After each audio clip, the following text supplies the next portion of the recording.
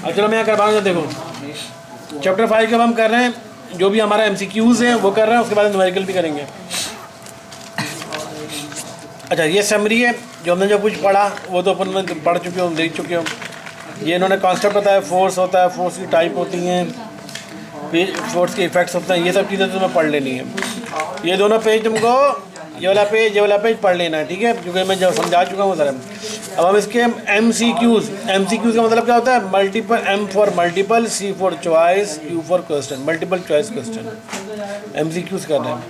अब MCQs में number ये हम पढ़े 9th की फिजिक्स, 9th की फिजिक्स चैप्टर 5 की एक्सरसाइज हम कर रहे हैं। बोला था spring in brakes and clutches are used. आप ब्रेक लगाते हो, स्प्रिंग उसमें यूज है, किस लिए यूज होता है? To store original position, to measure forces, to absorb shocks, to absorb strain energy. जब आप शॉक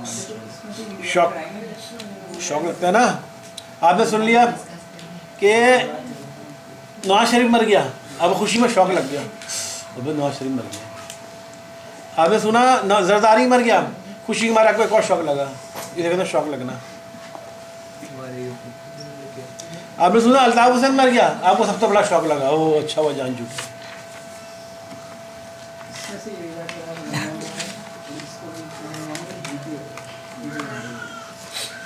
अच्छा बोला the spring in brakes and clutches are use. Brakes में और स्प्रिंग में, जो ब्रेक्स में और क्लचेस में स्प्रिंग यूज होता है, किस लिए यूज होता है?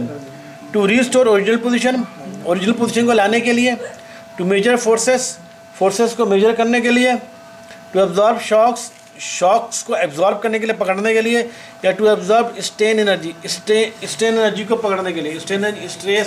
स्ट्रेस और स्ट्रेन किस लिए यूज होता है? जब आप ब्रेक लगाते हैं, ब्रेक में आप क्लच दबाते हैं, ठीक है, तो उसमें स्प्रिंग होता है ना यूज़ किया हुआ। ब्रेक दबाते हैं तो भी स्प्रिंग यूज़ हो रहा होता है। जैसे ब्रेक छोड़ते हैं तो क्या स्प्रिंग दोबारा अपनी नहीं, जब आप क्लच दबाते हैं, या साइकिल की बात कर रहा हूँ, साइकिल के जब आप दबाते हैं, ठीक है ना, तो वो स्प्रिंग खींचता है, इसके अंदर खींचता है तो क्या करता है? ब्रेक कर लेता है, टायर को रोक देता है। तो क्या करता है? टू इसको ओरिजिनल पोजिशन में लाने के लिए नहीं, टू मेजर फोर्सेस को मेजर करने के लिए नहीं, टू एब्जॉर्ब शॉक को एब्जॉर्ब करने के लिए नहीं, टू एब्जॉर्ब स्ट्रेन एनर्जी को एब्जॉर्ब करने के लिए। स्ट्रेन एनर्जी को एब्जॉर्ब कैसे करेंगे? स्ट्रेन एनर्जी क्या होती है हमारे पास? स्ट्रेस और स्ट्रेन। स्ट्रेस दबाव होता है और स्ट्रेन उससे उल्टा होता है। स्ट्रेन टॉपिक में आया था चैप्टर में, स्ट्रेस और स्ट्रेन आया था।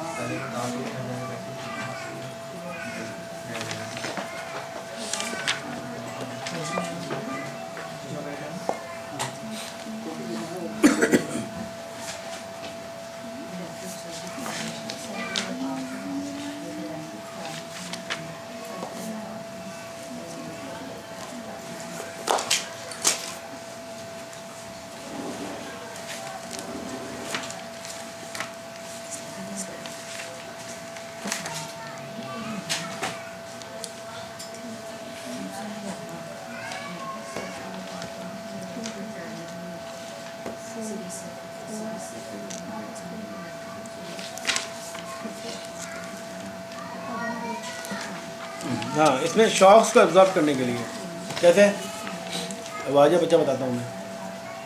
शॉक्स को एब्जॉर्ब करने के लिए ब्रेक्स में स्प्रिंग इस्तेमाल होते हैं।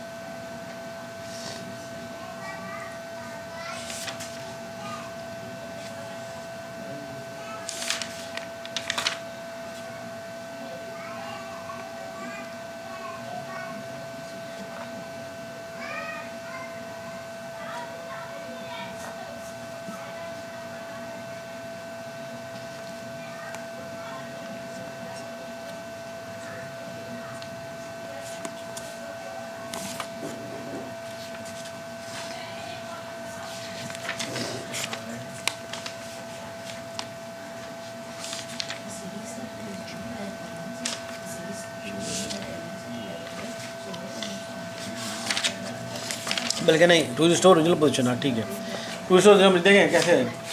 जो ये बोल रहा है स्प्रिंग, जब आप स्प्रिंग दबाते हैं, जैसे आपने क्लच दबाया तो क्या होता है, ब्रेक लग जाता है, ब्रेक लग गया। अब आप ब्रेक लग गया तो अब पहले गाड़ी की कैसे चल रही थी ना, आपने उसको रोकना चाहा, आपने क्लच दबाया, आपने ब्रेक दबाया, स्प्रिंग खींचा, उसमें ब्रेक लग गया। अब आपको क्या करना है, पहले गाड़ी क्या चल रही थी ना, आपने रोक लिया। जो भी आपका करना का रुकना मकसद है, फिर आपका क्या मकसद है, दोबारा चलना है ना, तो दोबारा छोड़ते हो तो स्प्रिंग दोबारा ओरिजिनल पोजीशन पर आ जाता है, गाड़ी दोबारा चलनी शुरू हो जाती है। तो restore original position, original position क्या थी, गाड़ी चल रही थी, आपने ब्रेक लगाया किसी पर्पज़ के लिए, कोई गड्ढा आ गया, कोई स्पीड ब्रेकर आ गया, में ब्रेक लगाया, कि गाड़ी स्लो हो गई या रुकी, जैसे ही आप स्पीड ब्रेकर से जंप करके गए, फिर दोबारा स्प्रिंग छोड़ा, दोबारा गाड़ी चलनी शुरू हो गई। तो टू रीस्टोर ओरिजिनल पोजीशन क्या थी, गाड़ी चल रही थी, उस ओरिजिनल पोजीशन को रीस्टोर करने के लिए, बहाल करने के लिए आप जो स्प्रिंग यूज़ करते हैं। ठीक है, ये इसका आंसर है। Number 2, if the material recover the original dimension when external force remove this deformation is called elastic. अगर मटेरियल अपनी ओरिजिनल पोजीशन को रिकवर कर ले, जब फोर्स हटाई जाती है तो डिफॉर्मेशन इज नोन। डिफॉर्मेशन को क्या कहते हैं, डिफॉर्मेशन जो बिगाड़ पैदा हुआ, जब आप फोर्स रिमूव कर देते हैं तो डिफॉर्मेशन जो होती है, डिफॉर्मेशन दोबारा से बन जाता है, उसे इलास्टिक कहेंगे, इरिवर्सिबल के परमानेंट इलास्टिक चाहिए, इलास्टिक है। समझ आई बात है। क्या हो रहा है, जब कोई मटेरियल को क्या बोल रहा है, when material recover the original position, जैसे स्प्रिंग है, स्प्रिंग को आप खींचते हो, ठीक है, आपने फोर्स लगा के उसको खींचा, अब जैसे ही अब वो खींचा हुआ, आपने पकड़ा हुआ है, वो खींची, स्प्रिंग खींची हुई स्ट्रेच हालत में है, आपने जैसे ही फोर्स हटाई, स्प्रिंग क्या होगा, दोबारा ओरिजिनल पोजीशन पर आ जाएगा। तो डिफॉर्मेशन दोबारा, पहले स्प्रिंग की ओरिजिनल हालत थी, ये इतना बड़ा स्प्रिंग था, ठीक है, आपने उसको खींच के इतना लंबा कर दिया, क्योंकि आप फोर्स लगाए हुए हो तो वो खींचा हुआ है, जैसे ये फोर्स हटाओगे स्प्रिंग दोबारा अपनी ओरिजिनल हालत में आ जाएगा। तो किस वजह से आ रहा है, इसको क्या कहेंगे, इलास्टिक। इलास्टिक थी तभी तो आया, अगर कोई और चीज़ होती तो वो दोबारा उस शक्ल में नहीं आती, इलास्टिक ही आएगा।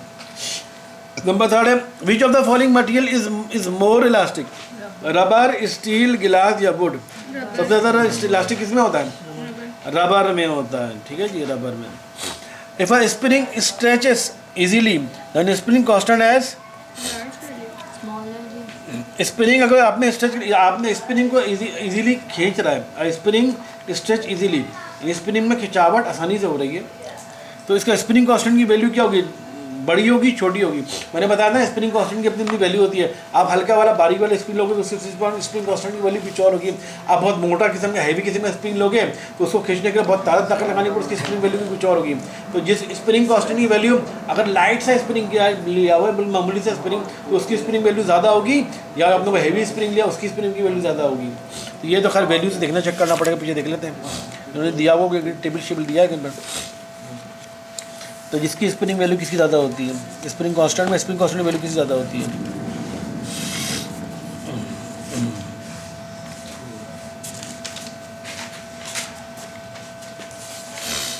स्प्रिंग की वैल्यू किसकी ज़्यादा होती है,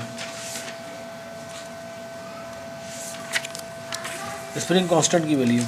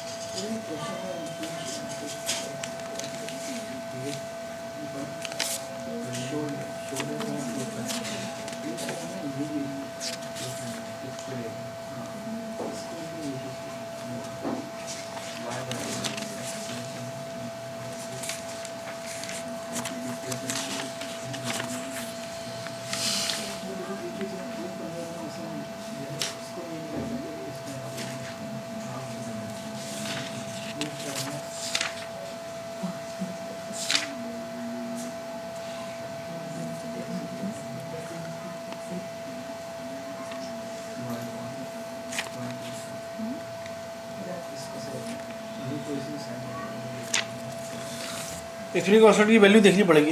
ये टाइप उठा दो, स्प्रिंग कांस्टेंट की वैल्यू दी हुई नहीं है ना। सर बहुत क्लियर दी हुई ना। क्यों? जब आपने बोला कि छोटी स्प्रिंग होगी तो फिर उसकी मैंने छोटी स्प्रिंग की बात नहीं की, मैंने कहा एक होता है ना बाइक से स्प्रिंग, बहुत हल्का सा लाइट स्प्रिंग होता है, एक होता है मोटा किस्म का स्प्रिंग, हैवी स्प्रिंग होता है। आपको एक सख्त किस्म का स्प्रिंग, तो हैवी किस्म का स्प्रिंग भी तो मोटे होते हैं ना, एक मोटे किस्म का स्प्रिंग होता है, एक बिल्कुल लाइट सा स्प्रिंग होता है। लाइट स्प्रिंग होता है आप आसानी से खींच देंगे इजीली, उसको बच्चा भी खींच देगा। जो मोटा किस्म में हैवी किस्म का स्प्रिंग हो उसको बच्चा भी नहीं खींच सकेगा, ज़्यादा ताकत लगानी पड़ेगी ना। तो पूछ ये रहा है कि लाइट स्प्रिंग जो हल्का स्प्रिंग है उसकी स्प्रिंग कांस्टेंट की वैल्यू ज़्यादा होती है, या जो हैवी स्प्रिंग होता है मोटा उसकी स्प्रिंग कांस्टेंट की वैल्यू ज़्यादा होती है। तो ये ऐसे नहीं बता सकते कि हम कि किसकी ज़्यादा होगी, कि चेक करना पड़ेगा।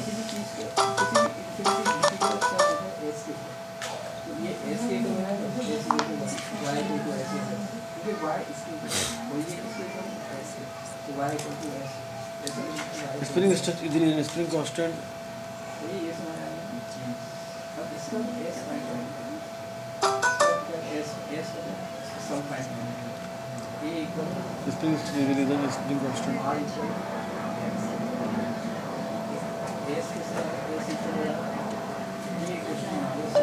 If a spring stretches easily, then its spring constant has larger value or smaller value.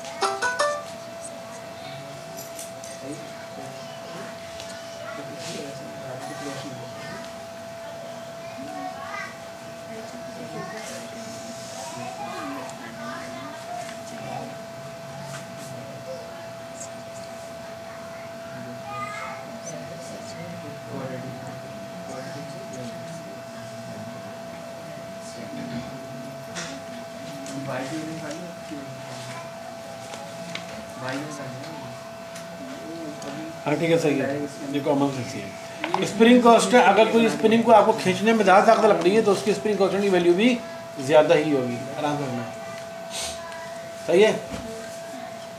तो इसमें लार्जर वैल्यू आएगी, ठीक है। स्प्रिंग कांस्ट, स्प्रिंग बोला स्प्रिंग इस तरह से इजीली आसानी से खींच रहा है तो उसकी स्प्रिंग कांस्टेंट की वैल्यू भी कम होगी। स्प्रिंग को ताकत लगा के खींचना पड़ रहा है तो उसकी स्प्रिंग कांस्टेंट की वैल्यू भी ज़्यादा होगी, ठीक है। अब याद रखना, स्मॉल वैल्यू आएगा इसमें, ठीक है। What is the unit for the spring constant? Spring constant की यूनिट क्या होती है? स्प्रिंग कांस्टेंट को क्या तैयारी करते हैं ना, यूनिट देख लो इसकी। स्प्रिंग कांस्टेंट बताते हैं, ये स्प्रिंग कांस्टेंट है, ठीक है। स्प्रिंग कांस्टेंट की यूनिट क्या होती है? के क्या हो जाएगा, क्या बराबर, क्या स्प्रिंग कांस्टेंट होता है? एफ इज इक्वल टू के, एरिया देखो, एफ इज इक्वल टू के, एरिया में पढ़ा था ना ये। एफ क्या है? फोर्स, एक्स क्या है? एक्सटेंशन। ज़्यादा फोर्स लगाओगे तो ज़्यादा एक्सटेंशन होगा। और के क्या रहता है? Spring constant.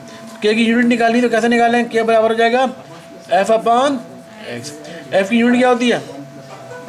न्यूटन। एक्स क्या है? एक्सटेंशन, लेंथ है ना, लेंथ यूनिट क्या होती है? मीटर। तो यूनिट स्प्रिंग कांस्टेंट यूनिट क्या हो गई? Newton per metre. कौन सा आंसर है? C, newton per meter. Answer कौन सा है? सी, ठीक है। Number next, the spring obey Hooke's law for the earlier extension. The spring obey Hooke's law for the earlier extension, and when the spring becomes damaged, it does not appear to do. Figure 5.12 estimate from graph and after addition of which weight the spring damage. अब देखो बोल रहा है Hooke's law ये कहता है, मैंने बताया था हुक्स लॉ ये कहता है जब आप स्प्रिंग को खींच रहे होते हो उसकी इलास्टिक लिमिट के अंदर खींचो, बताया था ना, इलास्टिक लिमिट के अंदर। आप उसकी इलास्टिक लिमिट से ज़्यादा खींच दोगे तो वो ओरिजिनल हालत में नहीं आएगा। तो ये बोल रहा है कि स्प्रिंग को हमने लगाया, ये वेट लगा रहा है और ये एक्सटेंशन हो रहा है। जैसे जैसे देखो वेट बढ़ाते जाए, 0.5 वेट था पहले तो एक्सटेंशन 2 थी, 2 मीटर की एक्सटेंशन थी। वेट आपने 1 न्यूटन का लगाया तो एक्सटेंशन हो गई 4 मीटर। वेट आपने 1.5 लगाया तो एक्सटेंशन हो गए 6 मीटर, 6 से 8 है, 8 मीटर। 1.5 पे देखो कहाँ आ रहा है, 8 आ रहा है, 8 मीटर। अब 1.5 के बाद ग्राफ चेंज हो गया, 1.5 के बाद क्या हो रहा है, ग्राफ चेंज हो गया। तो इस कहाँ पर आ रहा है, अब देखो इस ग्राफ स्ट्रेट लाइन जा रहा था ना, ये जैसे जैसे आप वेट बढ़ा रहे थे उसी हिसाब से एक्सटेंशन हो रहा था। अब आपने वेट जब बढ़ा दिया 1.5, तो जैसे ही वेट बढ़ाया इसको ग्राफ में सीधा जाना चाहिए था, लेकिन तो ग्राफ टेढ़ा हो गया। इसका मतलब 1.5 था, वहाँ पर estimate from graph after addition of which weight the spring damage. Spring damage कब हुआ, 1.5 के बाद डैमेज हुआ, 1.5 न्यूटन के बाद। Estimate from graph after addition of, कौन सा वेट ऐड करने के बाद, 1.5 का वेट आपने ऐड किया, फिर 1.5 पे तो सही जाता है, 2 बल्कि 2 आंसर हो ना, 2 पे जाकर डैमेज हुआ ना। 2.0 का जब आपने ऐड किया तो डैमेज हो गया ग्राफ, 1.5 तो बिल्कुल सही आ रहा था ग्राफ, तो 2 पॉइंट इसका आंसर आएगा 2.0। 2.0 का जब वेट हमने डाल दिया तो उसका ग्राफ ही चेंज हो गया, ग्राफ चेंज हो गया। समझ आ रही बात मैं क्या कह रहा हूँ? तो ये बता रहे ग्राफ में जैसे जैसे आप 2.0 न्यूटन का जब आपने वेट ज़रा डाल दिया तो वो स्प्रिंग डैमेज हो गया, अब वो उस हिसाब से खिंच ही नहीं रहा, तो वो डैमेज हो गया, तो ग्राफ भी उसका गलत, ग्राफ वैल्यू चेंज हो गई। Which of the following is not a unit of pressure, pressure की यूनिट कौन सी नहीं है, बार पास्कल होती है, एटमॉस्फेयर होता है, न्यूटन होता है। न्यूटन प्रेशर की यूनिट कहाँ होती है, न्यूटन मीटर होती है ना, बार क्या होती है। Which of the following is not a unit of pressure, pressure एक तो न्यूटन नहीं है, इसका आंसर है न्यूटन। न्यूटन तो फोर्स की यूनिट है ना, प्रेशर यूनिट तो है नहीं। प्रेशर यूनिट होती है फोर्स, प्रेशर बोलते हैं फोर्स अपॉन एरिया, है ना। न्यूटन में मीटर स्क्वायर होते हैं, प्रेशर यूनिट, न्यूटन तो है नहीं। और बार क्या, तो बार देखना पड़ेगा, बार क्या डाला भाई। पास्कल प्रेशर यूनिट होती है, एटमॉस्फेयर भी होती है, बार प्रेशर में देख लेते हैं, प्रेशर में बार कहाँ पर इस्तेमाल हो रहा है, बार इस्तेमाल हुआ है ना।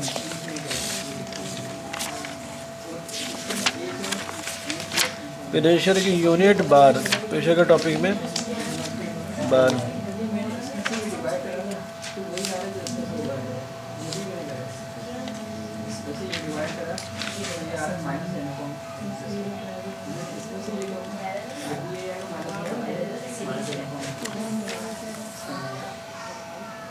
देखो टैब बताओ, टैब चेक कर दो, तो सामने ही रख देना, सामने के सामने आराम से ध्यान से। बार प्रेशर की यूनिट है या नहीं ये चेक कर लेना।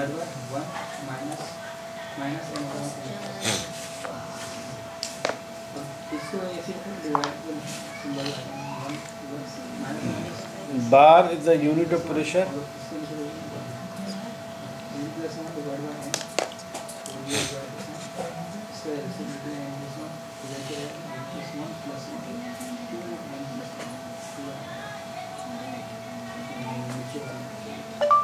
bar is the unit of pressure,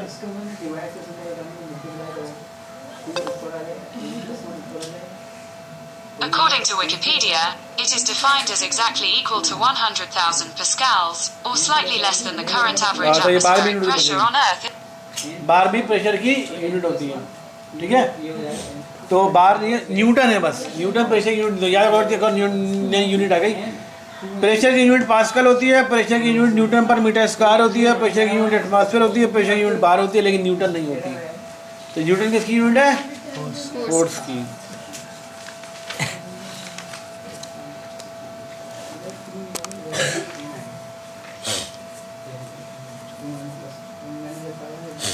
अब if a material block apply, if a metal block apply a force of 20 Newton, metal block apply a force of 20 Newton on an area of 5 centimeter square, find the pressure being applied by the block on the area।